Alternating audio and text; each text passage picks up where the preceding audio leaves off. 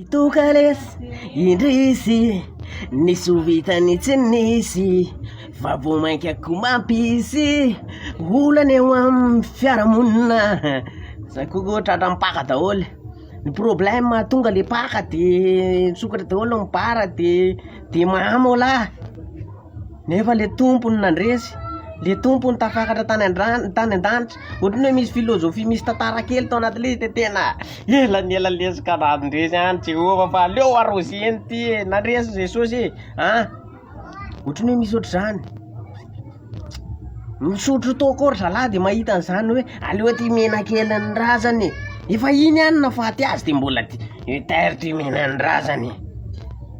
enao misy bandy zany tarovanao tamiko eo ampiasitrana de aleo rangamba ho fahatsiarovana kely an'le bandy akamara iny de tena aleo mena kely le re ty rangao andro dôly fa nefa nisy fotoana izy nanao mimita aminao tsy omeny rehefa razana izy lasa menao zany enao rehefa le mandrapaka mitsotro toka voalohany iny de misy bandy fantatrao mihitsy fa amin'iny izy no miteny aleo ratsy ny toka fa sotrona ihany nareo manana ny bandy akamy iny raha izay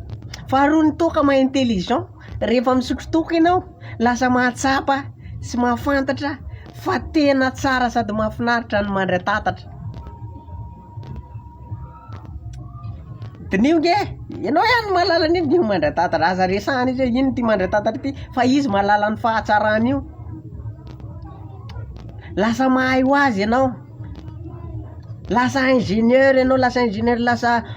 inona ianao zany lasa géomètre ianao rehefa le tena mamy tafiditra tsara iny satria lasa mandrefy lalana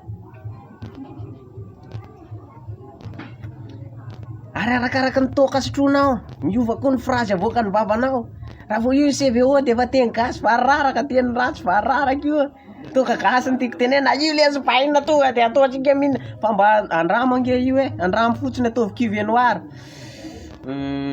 j'ai beaucoup d'argent lasa mahay miteny frantsay zany ary lasa tsy matahotra zany ilaza zavatra eo amin'ny any miteny hevitra ianao de ozy izy oh non hainao azoko sary an-tsaina rehefa ray de la belle sotronao lasa aya medog ina ratsy iny zay papay daholo